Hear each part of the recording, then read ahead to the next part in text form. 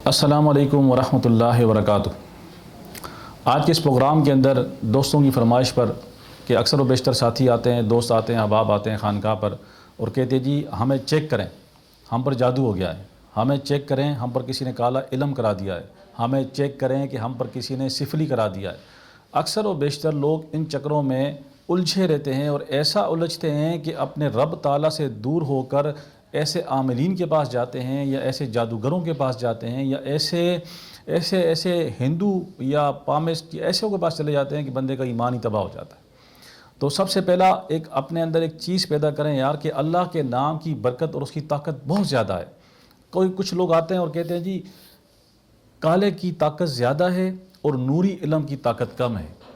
اصل بات یہ نہیں ہے، اصل بات یہ ہے کہ ہمارا ایمان کمزور ہے۔ نوری علم کی طاقت تو اتنی زیادہ ہے کہ آپ اس کی مثال یوں لے لیں کہ خواجہ خواجگان خواجہ معین الدین چشتی اجمیری رحمۃ اللہ علیہ کی بارگاہ میں بڑے بڑے جادوگر آتے تھے، لیکن آپ کی کھڑاؤں آپ کی چپل مبارک سے زیر ہو کے دفع ہو جاتے تھے یا کلمہ پڑھ کے مسلمان ہو جاتے تھے۔ تو اللہ تبارک و تعالیٰ نے آپ کو روحانی طاقت تصرفات عطا فرمائے تھے۔ تو کیسے ملے تھے؟ یہ اللہ کے ذکر سے ملے تھے، اللہ کی یاد سے ملے تھے، اللہ سے تعلق بنانے سے ملے تھے، اللہ تبارک و تعالیٰ کی تابعداری اور رسول اللہ صلی اللہ علیہ وسلم کی فرما برداری کرنے سے ملے تھے۔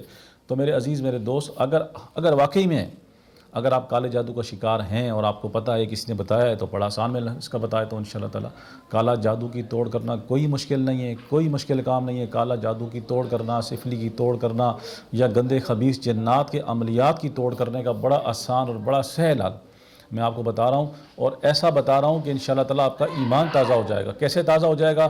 سنو حدیث پاک، میرے محبوب کریم علیہ السلام فرماتے ہیں لوگو اگر تمہارا دشمن طاقتور ہے اور تم کمزور ہو، اس سے لڑ نہیں سکتے، تم ڈر کے عالم میں خوف کے عالم میں اسے آگے آگے بھاگ رہے ہو اور بھاگتے بھاگتے آگے لوہے کا قلعہ آ جاتا ہے، تم اس میں داخل ہو جاتے ہو، دروازے کو بند کر دیتے ہو، آیا محفوظ ہو گئے کہ نہیں؟ صحابہ کرام نے عرض کیا یا رسول اللہ صلی اللہ علیہ وآلہ وسلم ہم محفوظ ہو گئے، لوہے کا قلعہ، لوہے کا دروازہ، نہ دشمن کا ڈر، نہ خوف، نہ خطرہ، آقا ہم تو محفوظ ہو گئے۔ تو میرے محبوب کریم علیہ السلام نے فرمایا اسی طرح جو اللہ کا بندہ، اللہ کی بندی اللہ کا ذکر کرتے ہیں، اللہ کا ذکر کرتے ہیں اور خلوص دل سے کرتے ہیں، شیطان کے شر سے محفوظ ہو جاتے ہیں، حصار میں قلعے میں داخل ہو جاتے ہیں۔ اب وہ قلعہ کیا ہے؟ اللہ کا ذکر۔ جب ہم اللہ کا ذکر کرتے ہیں تو اللہ کے ذکر کرنے سے انسان ایک لوہے کے قلعے میں داخل ہو جاتا ہے اور اس میں محفوظ ہو جاتا ہے۔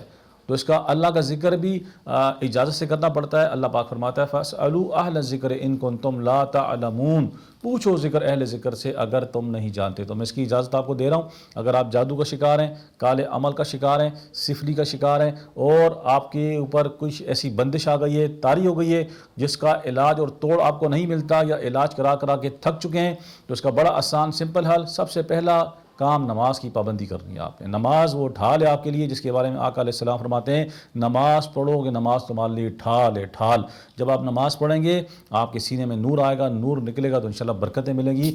ہر نماز کے بعد میرا آزمودہ عمل، بزرگوں کا بتایا ہوا عمل، بزرگوں کا بخشا ہوا عمل، یہ وہ عمل انشاءاللہ جب آپ اس کو کریں گے خدا کی قسم آپ کو آپ کا وجود بتائے گا، آپ کا گھر بتائے گا اور آپ کا دل دماغ اور آپ کے انشاءاللہ رستے کھلنے آپ کو بتائیں گے کہ ہاں کیسا کرم اور کیسی برکت والا یہ عمل ہے۔ بہت مختصر، بہت سمپل سا، ہر نماز کے بعد آپ نے کیا کرنا ہے؟ 44 مرتبہ آیت کریمہ لا الہ الا انت سبحانک انی کنت من الظالمین۔ اس کو اسپیڈ سے نہیں پڑھنا، محبت کے ساتھ پڑھنا ہے، اس کی کلمے پہ ترجمہ رکھتے ہوئے، الفاظوں پہ نگاہ رکھتے ہوئے کہ لا الہ الا تیرے سوا کوئی معبود نہیں، انت سبحانک یا اللہ پاک تیری ذات، انی کنت من الظالمین کہ میں نے اپنی جان پہ ظلم کیا، میں گناہ گار ہوں مالک، میں گندا ہوں، گناہ گار ہوں، میں نے اپنی جان پہ ظلم کیا اور اپنے آپ کو گندا مجرم تصور کرتے ہوئے اللہ کی بارگاہ میں جب بیٹھیں گے تو انشاءاللہ العزیز اس کی تاثیر آپ پر پڑنا شروع ہو جائے گی۔